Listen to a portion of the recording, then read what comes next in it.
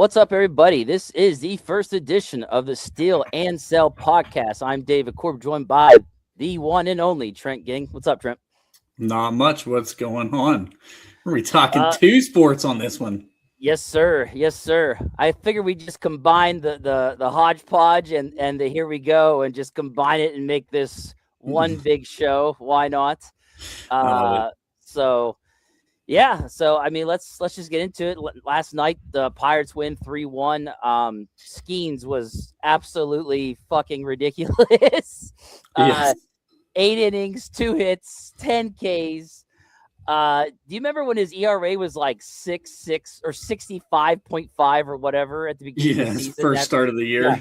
Yeah, well, no big deal. It's 1.98 now. So yeah, we're back. He's fully back.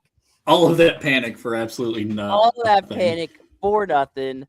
So yeah.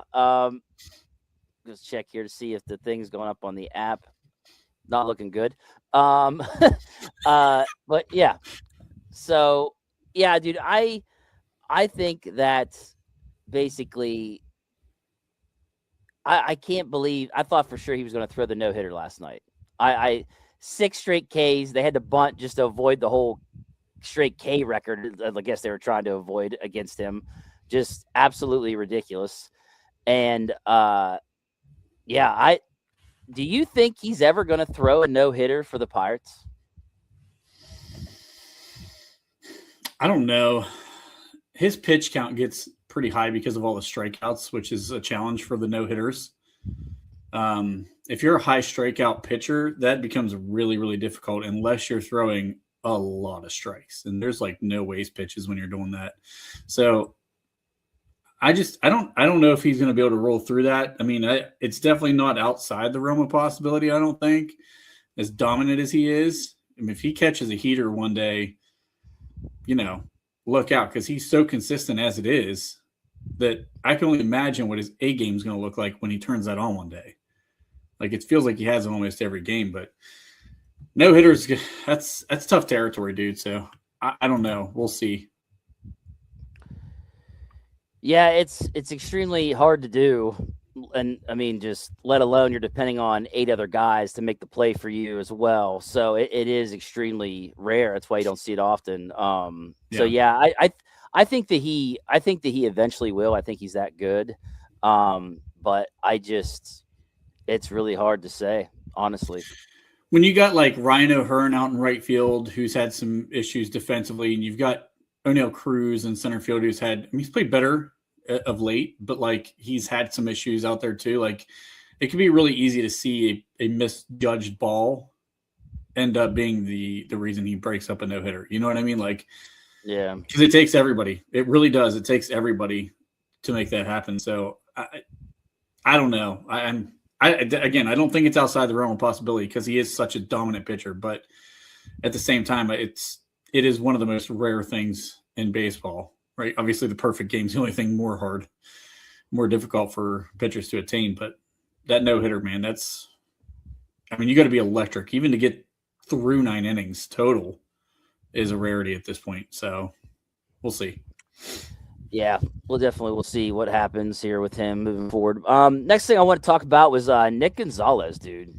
Like, he has been incredible. I wanted to go ahead and tell you his stats if I could get here. Just in general, his splits.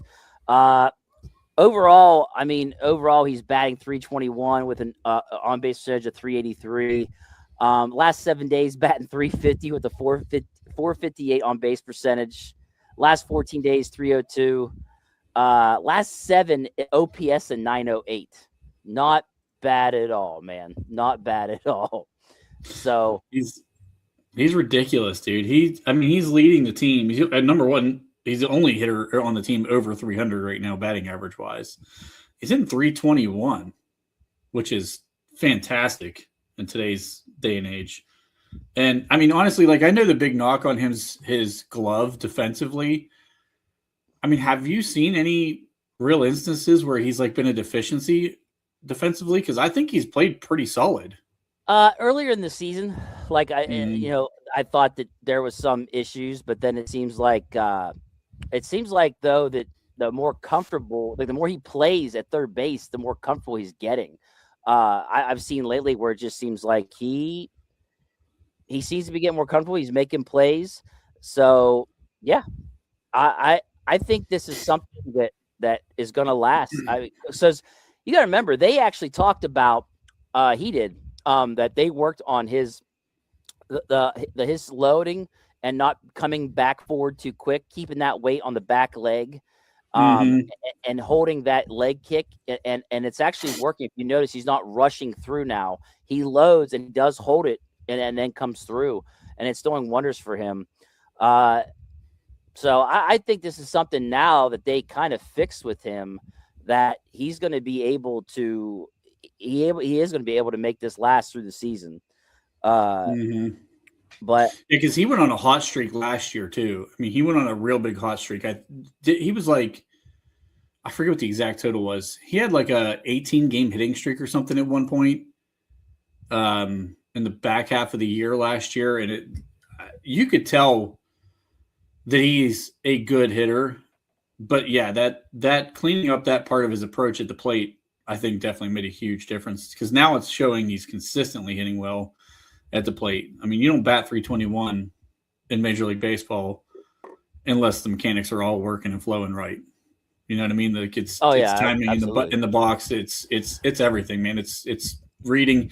He sees the ball so well. It seems like he makes solid contact all the time. Well, he's playing smart baseball too. Like when they go into their shift and they give him the open right side, he takes it every single time. Or if they shift the other way, like he's playing for strategy. Like, and I love smart baseball. Like I love when guys look at the field, they're in the box, they see what they're giving them, and they fucking take it, dude. Like don't get me wrong, he's not hitting for power like at all. But at the same time, that's okay. Dude, if you're gonna hit for average, and you're gonna get on base a lot, and he's getting extra base hits. I think I saw he's got like 6-7 extra base hits on the season, like 6 or 7 doubles. 7. So 7, yeah. So for me, I'm fine with it. If you just keep hitting 300 something and extra base hits, and I had this conversation actually with Michael McHenry when he was on the Hodgepodge with me, and he said just get RBIs. He's like, just be an RBI producer. Now we were talking about Brian Hayes at the time at third base, which was funny because he couldn't produce an RBI to save his life or hit. But thank you, Cincinnati Reds, for taking that problem away from us. But yeah, so I don't. So I think he's gonna be able to make it last. I really like Nick Gonzalez. I was arguing with people before the season even fucking started that Nick Gonzalez can hit, and they forgot last year like how he did before he got hurt. He was doing really well before he got hurt. He got hurt, came back, and he just wasn't the same guy, unfortunately. Right. So yeah, I don't. It sucks, but you got to argue with people about stuff, and it's like, dude, just watch the player, watch what he does, man. And when they get injured, they're just things throw them off, and they're just not the same, and that's what people got to understand. All right, moving on. Next, I want to talk about Cruz. I think Cruz had like 3 hits last night. I think it was like 2 doubles, if I remember correctly. Just another kid that just man, when he's on, he is so fucking on. But my problem with Cruz is that when he did this last year, and he had 3 hits, 2 runs, and only 1 K. But when he gets hot in the beginning, that's the thing about Cruz. He'll be hot in the beginning, and then last year he nosedived after, and then just stayed down. Yeah. This year, again, started off hot, and then he started to nosedive again. And I see the people going, "Oh, geez, Liz, here we go. It's going to be the same Cruz." But then last night, my man was hitting the ball again, and now he's starting to get back in the groove again. I'm like, okay, maybe there is a chance that maybe he can make this last, or he's just not gonna turn into the Cruz from last year. I got it right here. In his last 7 days, he's now batting .320. So he's batting .269 in his last 14. So it sounds like he's starting to get back into it. So I mean, last 7 days, a 414 on base percentage, 520 slugging, a 934 OPS. So it sounds to me like he's already starting to go back into the groove again. That would do wonders for them because when Cruz is in the zone, dude, holy shit, look out. Yep. And he's kind of the opposite of Nicky G too. Like you don't need him to hit for a super high average because of the power. He drives in RBIs. Even though he's hitting off that leadoff spot, he's still picking up RBIs a good bit. Some of the strikeouts for him drive me a little bit insane because there's just way too many takes on third strikes. You know what I mean? Like he's looking way too often, and that part drives me nuts about his game. And that's just part of what you deal with, I think, with him a lot of times is that the baseball IQ isn't quite there. Like you have to protect on third strike pitches. I mean, and he doesn't do that way too often, but like you don't need him to hit for 300 if he's hitting the ball with power and he's driving in runs and he's getting on base, and his on base percentage right now is 330. That's not like insanely great, but like for a guy with his speed, that's a huge asset because he's stealing bases also, right? I mean, like he brings a lot to the table, and a lot of the things were, honestly, you and I, the first hodgepodge we did, we were really bashing on him pretty hard, but he started turning it around after that, and even defensively, like he's been playing better defensively. He sold out to try to go get that ball on that diving hit that broke up the no-hitter for Skenes. Like he was selling out to go get the ball. So that at least you start to see some of the baseball awareness is coming around. It's just not quite where it needs to be yet. But dude, if he's hitting 266 and he's got the power he has, and that's in your lineup, like, listen, that's a great thing because he does balance out. You need some of those guys that can just drive the ball. And we've not gotten it from Marcell Ozuna, who was supposed to be here to drive in home runs. So if Cruz can hit for a little bit of an average here, 266, and drive in with some home runs and add the long ball and the stolen bases, man, like that's a great compliment to have because you start seeing, like you're starting to see some of these hitters throughout the lineup are kind of coming through, and it's making it a more well-rounded lineup. Probably the best lineup we've had in a long time, to be honest with you. Yeah, no, it is. I mean, if you listen to 937, they're using words like historical and one of the best ever and one of the best since 1941. I mean, they're throwing out some stuff from like, whoa, take it easy. I still remember the Bobby Bonilla, the Barry Bonds, like that era. Like, I don't know if I'm quite sure I'm ready to throw that in there yet, but yeah, I mean, you're not wrong. This is probably the best hitting lineup we've had in a long time. But there's games too where they only put up like 1 to 2 runs, and you're just scratching your head like, what the hell's going on?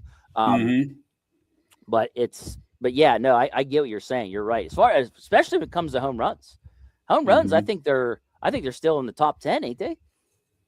Pretty sure they are. I don't have it pulled up. I'd have to check, but I'm pretty sure they are. Speaking of guys that are not doing well at all, Marcell Ozuna, bro. Dude, Marcell Ozuna. He is killing me. 0 for 4. He's 0 for 4 last night. Last 7 days, batting .211. Last 14, 256. Last 28, 233. He is not roaring back like I was hoping he would. Yeah. And the thing I think that bothers you with him too is, so number one, not only is he your DH, like he is literally here to hit the freaking baseball, and you're not getting anything from him. He's 188 on the season right now. His on base percentage is 275, but like, at least, dude, drive in runs, at least hit home runs, dude. Do fucking literally anything. I mean, if you have a shit average, you've got to do something else for this baseball team. Anything else is advisable, and right now that's just not it, dude. He's been so bad this year that it's like you got to start looking for other options at this point. Like I don't know how you feel about it. I saw they called up Endy. Like, do you want him to be the DH at this point? Yeah. Like somebody else has got to be DH.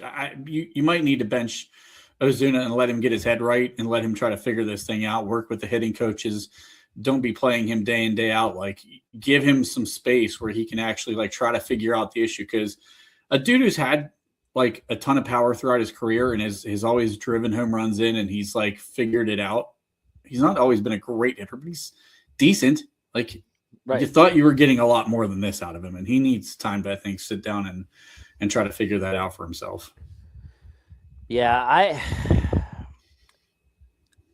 I'm sorry. You're paying you $13 million or $12 or $13 million to be the DH. Like, your only job is to hit, and you're not getting it done. So, it's almost we got. It's May 13th, bro. Like, I give him to end of May.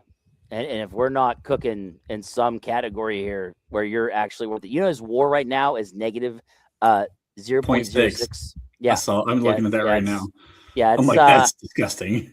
Yeah, I mean, literally, your job is to only hit the fucking ball. Like, literally, just do that. And he can't.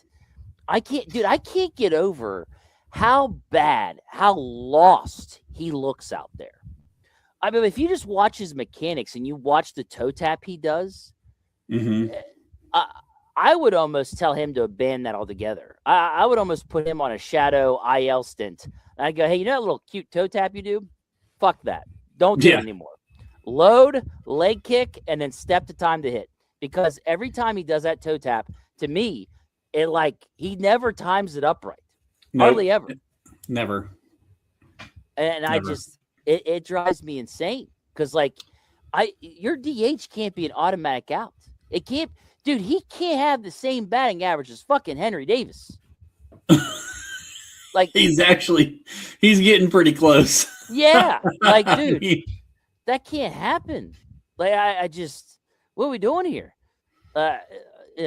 So that brings me to the next subject. Did you see what Justinson Garcia did last night at AAA? No, he went I did not. 5 for 5 with 3 home runs. Damn. I mean, absolutely annihilating the baseball. That's ridiculous, dude. Yes. Yeah, I saw it and I was just like, holy shit, that is mightily impressive. Now, I can't remember how long he's been hurt for, so I don't know if these numbers are skewed or not, okay? But just last 7 days, he's batting .611. His on-base percentage is .650. His fucking slugging is 1.333. It's just absolutely ridiculous, unless he's been hurt for a little while and he just came back last night. Might have been his first night back. I don't know how long he's been injured. Yeah. But in the last 28 days, he's batting .481 with an on-base percentage of 500 and a 1.185 slug. An OPS of 1.685, Trent. That's ridiculous. Yeah. So I don't even want to say the last 7 days because it's so short, but it's so ridiculous with a 1.983 OPS. But what I wanted to ask you is, if he continues to do this for the next, we'll say 2 weeks, it's time to call him up. Yeah. How would you go about calling him up? So, I mean, if he continues to go this route, so number one, it could play into your thought process as far as what you do with Ozuna. If he doesn't figure it out, then maybe you call this kid up just to be the DH if he's hitting like this. You know what I mean? Maybe you send Billy Cook down and bring this kid up. So you have a DH, he takes that roster spot from Cook. Cook's not really doing a ton right now anyway. I know he comes in for pinch running situations, some defense situations, things like that. But he's batting. What's his average on the season? He's 190. Which one? Cook. Billy Cook. Oh yeah, yeah. So I mean, I think that's a quick swap out where you could send a guy down and bring another guy up for DH. And if you do that shadow IR stint for Marcell Ozuna, then I mean, I guess you could use that as the roster spot as well. if you went that route like you were suggesting. But if the kid keeps hitting for 2 weeks, and if Marcel doesn't do anything for 2 weeks, you got to find a way to get this kid in the lineup if he continues to crush the ball. Right. We're kind of selling out this season anyway with the possible lockout next year anyway. So like at this point, whatever you can do to continue to make this team better. Plus, you have Jared Jones eventually coming back into the fold to be another starting pitcher in this lineup. Like, you're building something right now. There's not a reason to hold anything back at this point. So if you got a guy in AAA destroying the baseball, find a way to get him in your lineup. What would you do? So me personally, here's what I do.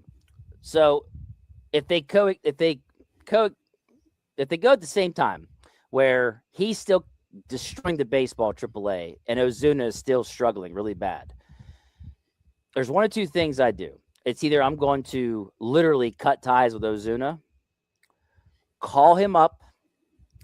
I'm going to plug him in the outfield and put Brian Reynolds on DH, because then I not only do I help my batting, but I improve my defense.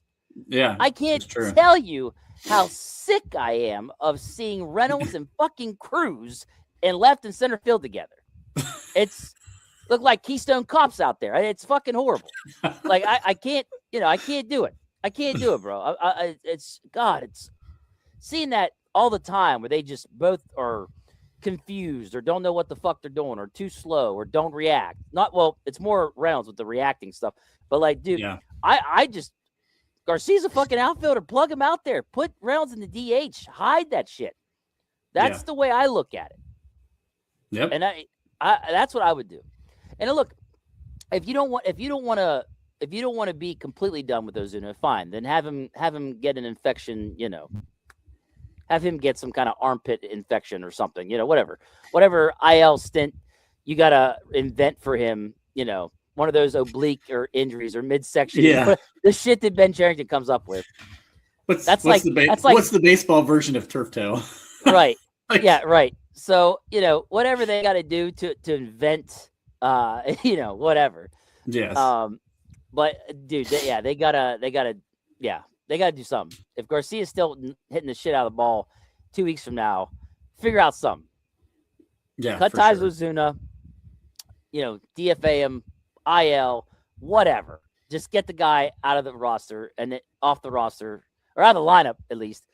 Put Reynolds at DH and plug in Garcia, and now you just upgraded your defense and your offense at the same time. That's the way I look at it. Let's see what else. Man, did you see what Jared Jones said today? I saw some. I didn't get to read the whole thing, but I saw something. I saw your reaction to it more than anything. That was the greatest shit ever. Like, they were asking, they're like, so when you get back to Pittsburgh, so you think you're gonna do the bullpen? And he goes, oh, I'll get a bullpen session in. Yeah. They go, oh no, we mean like you think you'll be coming out of the bullpen. And he was just like, next question.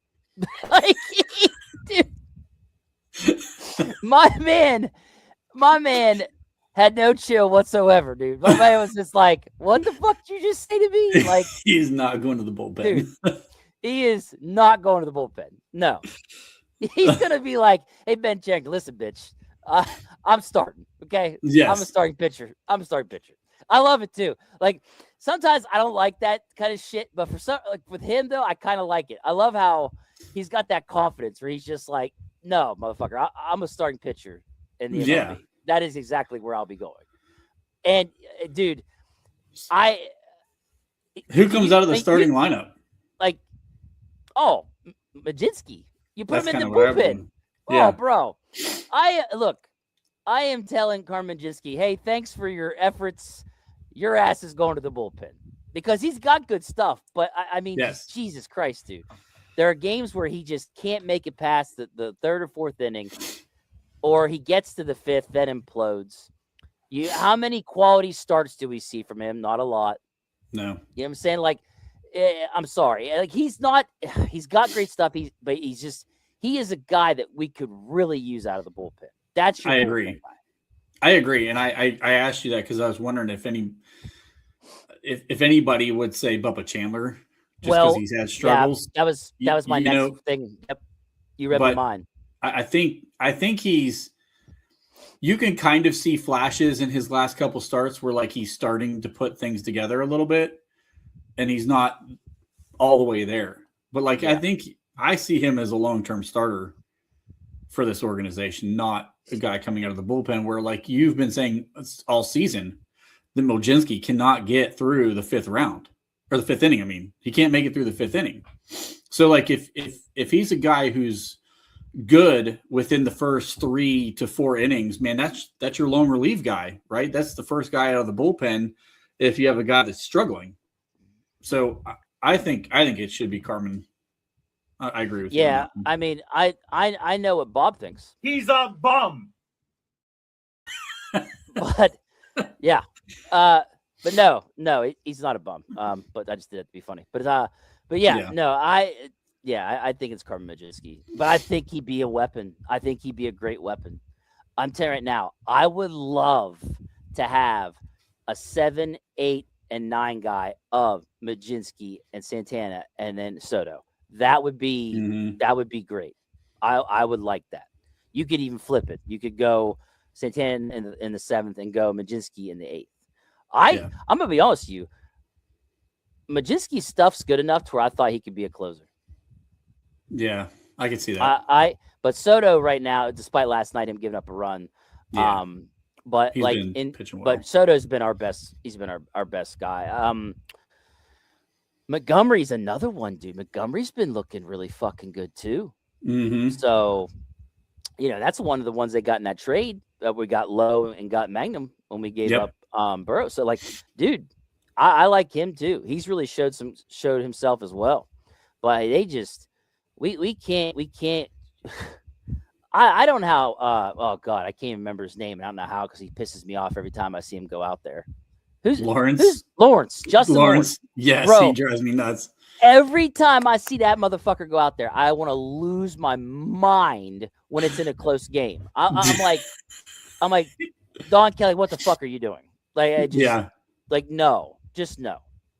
The guy, his throwing motion, it looks like he's gonna fall on his fucking face when he goes to throw the ball, and he's wild as shit with it. It'd be one thing if bro, dude, for real, but he can't control it. No. He bends like Gumby and throws that ball like he's trying to skip a rock across the fucking water. Yeah. And it goes 5 feet to Henry Davis's right, and he's got no shot to catch it. It drives me insane to see that shit. The Giants game where they went 13 innings. When he came in, dude, he was fucking so all over the place. I'm like, it'd be nice if Lawrence could just get one within the same fucking zip code of the stadium right now, because dude was missing everything. And I'm like, they're like, wonder if he's gonna try to drop this one.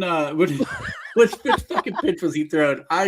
He's like, was it? I remember the announcer it was the right hand. He was like, wonder if he can hit this curve and just drop this into the inside corner of the zone. I'm like, this motherfucker ain't even looking to hit a corner of the zone. He's trying to get it anywhere near the zone where somebody might swing at it right now. Yeah, that was all he was doing. He's just trying to get it in the box, any part of the box. Like, if he's not hitting a batter and it's not going to the backstop, he's looking for it just to hit the mitt right now. That's the game winner for him. Whether it's a strike could be a whole nother story. But yeah, he drives me nuts. Is he the odd man out then if Jones comes back and Mlodzinski goes to the pen? I'd hope.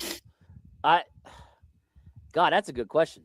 I don't know who. Well, that just caught up that Bedoy. I'm going to murder his name.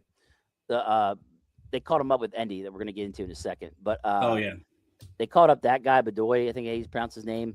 I could see him getting sent back down. True. So yeah, I don't know. I don't. It has to be him. It has to be because I don't see them. I'm trying to go over here. Well, obviously, I want to look at Lawrence. Your closer, Ramirez. I know some people go up and down. Yeah, on him. that's out of this group, dude. Yeah, it's that Bedoy guy. I said Bedoy guy, and Lawrence, and then I don't know if Matson would be on the chopping block to get sent back down. Because you got to Yeah, remember, it also depends on how many options everybody has. dude, Lawrence's ERA is 6.46 right now, dude. You're a fucking reliever. How is Yeah, yeah, wow? yeah. His WAR is negative 0.5. Literally Yeah. the only. I guess Hunter Barco's worse, but Jesus, Hey, dude. Barco didn't get called back up, did he? Not that I know of. No, I hope not. I'm just looking on the Pro Baseball Reference. I'm like, he's the only other guy. He's on the 40 man's what it's showing, but yeah, I mean, Lawrence is. I mean, the only guy worse on the fucking baseball team right now is our goddamn DH. Well, it's so funny because we're going to get to Andy Rodriguez next, but after that, I was going to talk about the bullpen. We might as well just get into the bullpen. Like, how long do you think they wait till they address this shit? Because like I don't think they have that many options down at AAA relief wise to bring up. No. No, you know what's funny is this team has been hitting on one starting pitcher after another, and we've got nobody for the fucking bullpen. yeah. I mean, that's it's wild. I mean, I can't remember a time where we've like hit on so many pitchers. Like a lot of the starting pitchers, these are guys that we brought up. Like we've it's not trades and it's not a lot of signed free agent guys. Like these are homegrown guys, a lot of these people that are within the organization, but like you can't find anybody for the freaking bullpen. Yeah, I'm gonna look at. Do we trade? Do we start looking at making trades at some point for that to address that? Because I'm looking right now at their 40 man because that's where it gets tricky. Is that they got to be on their 40 man first before they can come down to their 26 man. Mm-hmm. So they got Jose Urquidy, which we already saw was not fun to watch as a starter. I don't even think he'd be a good reliever. I think that dude's cooked. Yes. Sisk, I don't know. Sisk must still be in the bullpen. He's on the active. Yeah. They sent Sanders back down. He didn't look great. No. Antoine Kelly. They got Harrington. Now, I haven't seen how Harrington's doing down the minors. I'd have to check. Yeah. But they could bring up Harrington and do like they did with Ashcraft and them and stick him in the bullpen first. Wilbur Dotel. Oh, my God. I forgot about Wilbur Dotel. Bro, Dotel's legit. Like, what are you waiting on? Yeah, why isn't he here? He is on the 40 man. Because Lawrence is right-hander, isn't he? Yeah, what the fuck are you doing, Lawrence bro? is a right-hander. Dude. I'm looking at this with you right now as you're bringing this up. So he's been in 3 games. He's 1.35 ERA. Yeah, and 6 2/3 inning pitched. Why? What are we doing? What are we doing? Why are we suffering through Lawrence right now? Yes. Why? Yes. Why? Why do we have to keep dealing with Justin Lawrence when Dotel's down there? He's a bum. So, I don't know. I don't get that one's actually mine. Dude, I did not even look at that until you brought that up, and I'm sitting here looking at his stat line, man, and he's walked 3 guys and he struck out 4, but dude, I don't understand this. Why is this dude not on the roster? All right, I don't get it. They caught him up for like a couple games, and then so are they running him as a starter in AAA? Do you know? I don't think so. I'd have to look. Fuck. They might be. I'd have to look it up. But dude, I keep putting Endy on the back burner. But sorry. Another question is, why does Kelly keep pulling his starters so goddamn early? Like, that's one of the things with him that's boggled my fucking mind. Is we have a bullpen that's struggling, and you continue to pull guys. You didn't do Skenes. The Skenes is going for the no hitter, but you keep pulling guys when they're at the 70-something pitch mark. Why? This is that whole advanced analytics bullshit that baseball has done, that if you have a great bullpen, works. But if you have a just terrible bullpen that has continuously lost you games time and time again this year, like, at some point you have to go away from the analytics and realize that your starters are still pitching well when you're pulling them out of these games. Right. Let them keep going. I mean, I get the thought process. You save their arm. It saves some guys from, going through the Tommy John surgeries and prolongs, how often or how long you're going to have them in the organization. And Right. they can go on shorter rest if they needed to at some point in time. But like, fuck that, man. If your bullpen's losing you games, you can't keep pulling the starters that are shutting teams down a lot of times. I mean, a lot of times they're getting pulled with, it's either 0-1 run game where they've only given up one earned run, and you're pulling them and then we just blow it with the bullpen. That drives me nuts. Yeah, it's been driving me crazy because I'm sitting there and I'm just like, dude, why are you pulling him? He's at 70 something pitches, and then you bring in Justin fucking Lawrence or Ramirez or one, and you're like, oh Jesus Christ, here we go, and right off the rip, bad things happen. So yeah, I don't get why he does that. I'm hoping that he gets away from that moving forward. I know that like he didn't let Skenes come out for the 9th, but like Skenes said, hey, I want to be pitching, in October. Hopefully lots of games in October. And it's just like, okay, but you got to win these games now to make it to October. So, sure. Food for thought. Yeah. All right. Finally, so, fucking, Bart gets a foot infection, gets put on the IL. Not sure if this is a Ben Charrington Shadow IL special, but yeah, foot infection. Andy gets called up. So how much playing time do you think he's going to get, man? That's a good question. I mean, Henry Davis is not hitting. No. He hasn't been hitting, but he's the complete opposite of the prospect they thought they were getting with him. Like, he has defensively been extremely good. I mean, dudes cannot steal on him, which is a huge asset for your catcher as well, obviously. Well, but so when he's hitting as badly as he is, I know the pitcher-catcher relationship thing goes a long way. Like, Skenes is not going to have any catching for him, right? Like, right. there's certain guys that, like, this is your guy, and they're going to play because it's your guy. You trust him. Like, when he calls the pitch, he's seeing something. There's a belief in the pitcher to have confidence in throwing the pitches that are being called by the catcher. Like, that's a big deal in baseball. Yeah. That's a huge mental aspect. And as pitcher, like, you want to be as confident as you can at all times, obviously, right? So, but at the same time, like, if you're the Pirates and you're the organization, you've invested heavily in Indy. Like, you kind of want to see what you got, right? Don't you? Yeah. Like, he's not here. He's not here to ride the bench.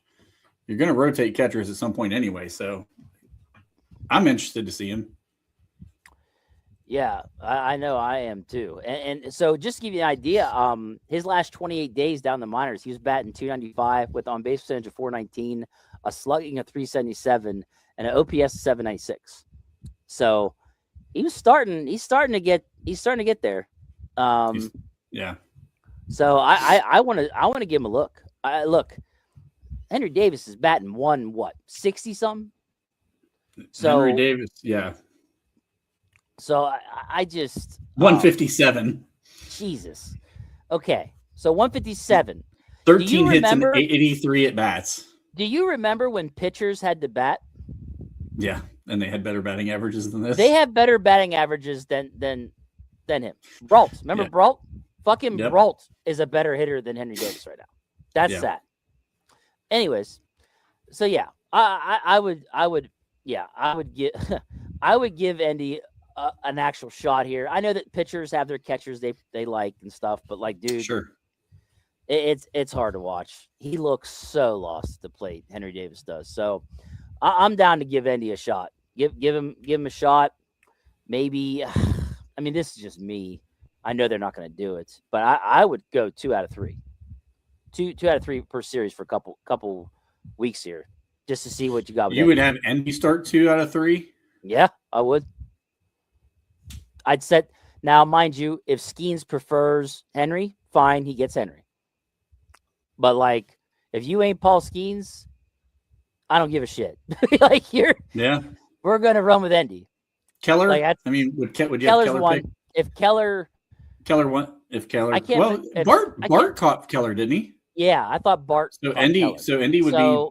So Yeah. Endy's fine. But that's just me though. All right, so that's it for the Pirates. They play at 6:40 tonight. Let's see. Keller's on the bump, taking on Quintana, ex-Pirate. Yep. So yeah, I mean, I think they already put the lineups out too. Let me see here. They did. I had it pulled up a minute ago. Oh, do you have the lineup? It's reloading. I'm sorry. Hold on. I got it. I got it right here. I got it. Got Cruz leading off. Griffin batting second, bro. Great. Hell yeah. Fuck Reynolds. That's great move though. I like that. Him protecting Cruz. Hell yeah. I love that move. Hell yeah. How about the speed on the base pass? Yeah. That's what I like. Whew. Crushing. Reynolds third. Ozuna. He still got Ozuna batting cleanup. Good Lord. O'Hearn batting after him fifth. Gonzalez sixth. Low seventh. Triolo eighth at first base. Interesting. Well, so it's because Horwitz is a lefty, so they don't want lefty on lefty because they're facing a lefty tonight, right? Yeah, Quintana's a lefty. So and then you got Davis batting ninth. But I like how they're going to let Lowe face a lefty. It's Lowe. He leads second basemen in home runs in the league. Like, don't fucking bench him. What the hell's wrong with you? Same thing with O'Hearn. I don't give a fuck. He's a lefty. Dude does great. He's our second best hitter on the team right now. So he's hitting 281. Yeah, I don't know. Yeah. So I like the lineup with the exception of Ozuna bat and cleanup. I don't like that. And Triolo at first is something I didn't see happening, but that's fine. To be fair, you want your cleanup guy to be seventh on your team in RBIs. I mean, right? Like that's the only thing that makes sense. Yeah, absolutely. Yeah. All right, so you want to transition some Steelers before we get out of here? Let's do it. So Steelers, the big news that's coming out is sounds like they're going to be playing in Paris. Yes. It will be week 7, the Saints game. So we will not be going to New Orleans for that game. We'll be going to Paris. My first question for you, because I have some pretty strong thoughts about this. How do you feel about these international games? I hate them because of what time they are. Like the Steelers game's 9:30 in the fucking morning. Like, dude. But I will say this. What I like about that, though, is I get football literally all day. Yes. So I hate that the Steelers play 9:30 in the morning, but at the same time, just as a fan, I love how if I want to wake up and just watch football literally from 9:30 all the way to fucking 11 o'clock at night for Sunday Night Football, I get to do that. Yes. I'm glad that it's not a Steelers home game. I'm glad we didn't lose a home game to over there. Now, if you're a Saints fan, though, you ain't going to like it. So I have mixed feelings on it. There's things about it I like and things about it I don't like, and that's pretty much it. Yeah. There's so many, though. There's so many this season. I was like, holy shit. There's like 9. I think it was 9 or 10. Yeah. And I saw somebody make the comment that they're just gradually taking over Saturdays. Are a lot of these on Saturdays? Did I miss that? I didn't see that. I did not see that these are. Somebody made the comment on Twitter that like they're just gradually taking over Saturdays now. And I was just like, what? So I started looking and I'm like, but none of the lists said what day it was. I just assumed it was Sunday. Same here.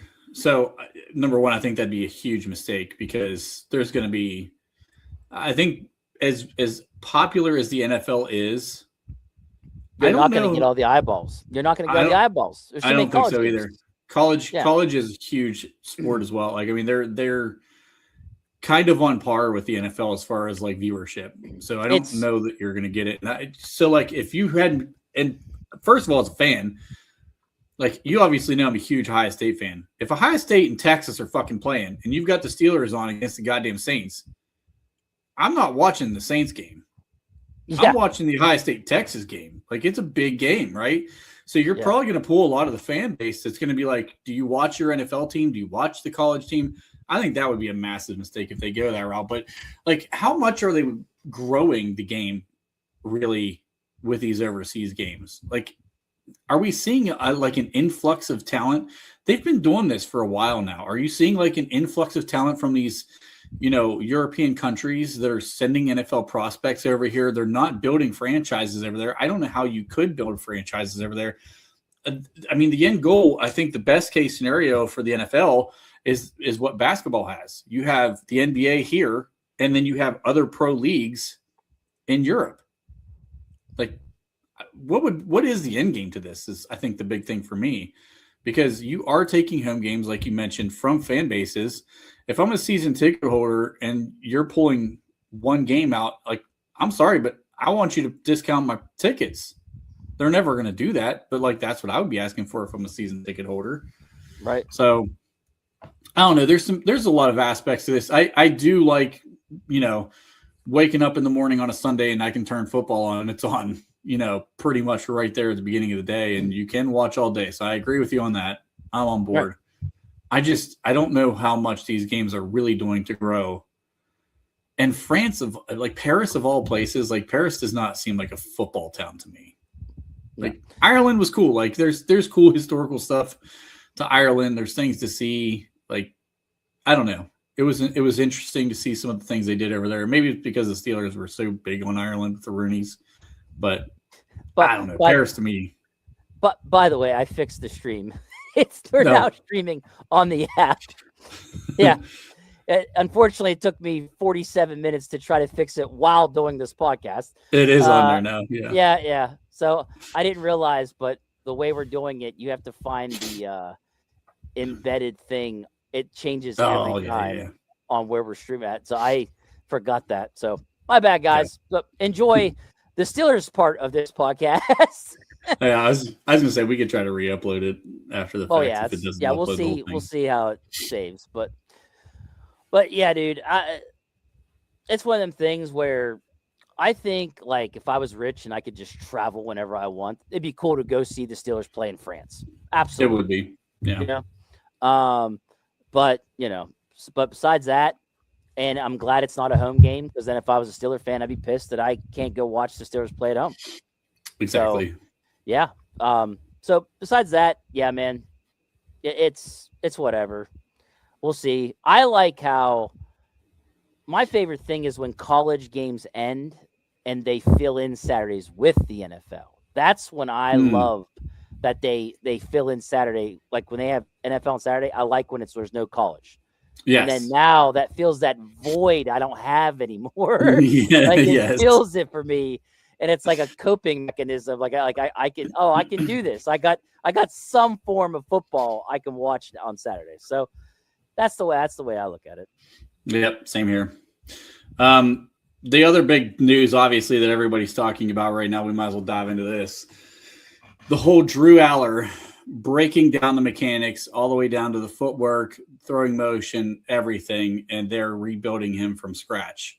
So they're trying to basically untrain everything he has learned and retrain him using the Mike McCarthy quarterback school that he has done for, I don't know, what, 2 decades or so now.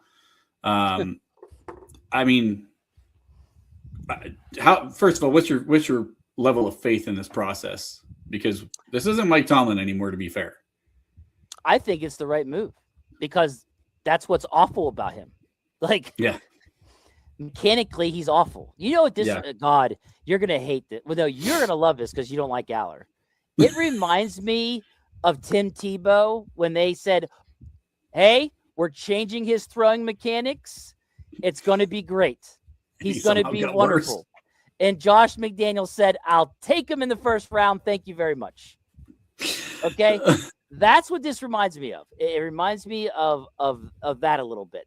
But I'm hoping that footwork is a little bit different from your throwing mechanics. Yes. I'm hoping that that's a lot but I love that they're going to start from scratch because, I mean, look, if McCarthy really is this guru, then maybe it does work. But if Aller ain't going to play in real games, when are we going to know if it's working? Well, I think that's the tough part about this, and this has kind of been part of my argument. Is everybody's like, oh well, you know what? He's going to get to the NFL, and they're going to work with him, and McCarthy's going to be, he's the quarterback guru. He's going to do this. Like he can do that now, because Aaron's not here. The full team isn't here. This is rookie, basically rookie only stuff, and then you're going to get into where you got OTAs rolling around, like round 2 of OTAs are going to be rolling around. It's still probably not going to be Aaron Rodgers who's going to be here. You're going to have time with him and even Will Howard to some extent to really work with these guys and teach them and have them grow. But the problem is the second that Aaron Rodgers steps foot in the building, a lot of the reps are gone. Like how much like individual work is he going to get, and how much actual work is he going to get with first team reps? Because going against second team, third team stuff, like that is not that impactful. We saw what Kenny Pickett did in the preseason, right? He lit the preseason on fire. He did. And then we realized he was doing against a bunch of fucking guys who were going to be cleaning up garbage next week. Yeah, I remember him having 152 QB rating. Yeah. And I was an idiot and was just like, oh, I can't believe it. They let us get another franchise quarterback back-to-back after Ben Roethlisberger. They allowed us to do this. Dude, I even ran with a big thing about how are they going to keep allowing Pitt and the Steelers to share a facility because it's an advantage for the Steelers. Right. Like I ran with that. Like, hey, is this an advantage that they may feel the Steelers should not have, being able to evaluate a Pitt player on the same field every fucking day as your Steelers? Yeah. But I was wrong. Tomlin can't evaluate shit. And apparently Kevin Colbert can't either, and the whole crew. So, but yeah, but shots fired. But yeah, but just in general, yeah, I like it. I like what they're doing with Aller. I think this is the right approach. So no matter how I feel about the pick in general or the quarterback in general, if you invested, I don't care what anybody says, a 3rd round pick investment for a quarterback is not a lot. For every other position on the field, a 3rd round pick is a big pick. It is. At 76, that is a big pick, okay? Yeah. That is a guy that you expect to start by year 2. Yes. At worst. He's got to be a role player year 1 and a starter by year 2, in my opinion. That's how I always looked at 3rd round picks. Yeah, I get it. You have to invest in this kid heavily. He does have the tools. Like, there's no arguments to be made from me as far as, like, he has the strong arm. He can make every throw on the field. He has enough athleticism that you're comfortable with him moving around. Like some of the things, I'll say this until I'm blue in the face. Aaron was not a huge running quarterback, but he was mobile. Drew Aller can be that same thing. And McCarthy moved Aaron around a lot in Green Bay. Like he moved the pocket a lot because it changes the eyes of the defense. And Aller has that capability to do those things. And so I can understand why you would want to do that within. But I mean, I just think I think it makes sense to do what they're doing right now. And I hope it works as a fan. I hope it works. All right. Well, I think somebody's home. My dog's going nuts. I hear that. All right, I guess we'll go ahead and wrap this up now, and we'll get back. I don't know if we're going to do this once a week or more than once a week. It depends. But yeah, we'll be back on here again. I figured out how to fix the stupid live thing on the app, so now we'll be able to get that rolling a lot smoother. But yeah, all right, guys, we'll see you soon. Until next time. Just like that, I left everything. I dropped out of high school. See ya. I said goodbye to my girlfriend. See ya. And I left my family.